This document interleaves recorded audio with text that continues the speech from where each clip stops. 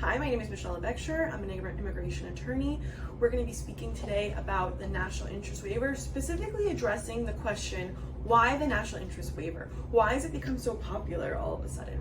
And the reason is that in today's world, right, post-COVID or still going through COVID world, what we're seeing is a lot of problems, not just on a national scale in the United States, but also on a global scale.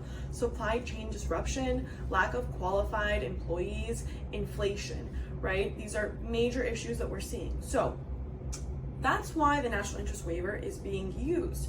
The White House, President Biden, has put an emphasis on keeping the US at the forefront, making sure that the US stays competitive on a global scale, and trying to help the US grow economically. So how are we going to do that? And from a US government perspective, part of the plan is to encourage qualified individuals to move to the United States, to help the United States stay at the forefront, be competitive, invest in the economy. The National Interest Waiver is being used as one of the primary ways that this is happening. So the White House released this declaration by the president, and it talks about putting an emphasis on entrepreneurship and putting an emphasis on STEM fields, particularly for the National Interest Waiver. So the administration has identified these two areas, entrepreneurship and STEM, as the starred areas for the National Interest Waiver.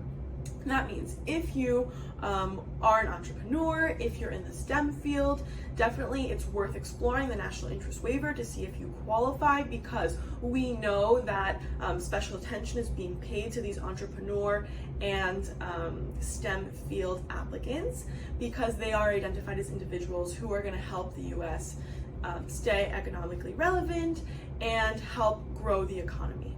So if you have questions about your particular case, you can contact us at info@abexurelaw.com.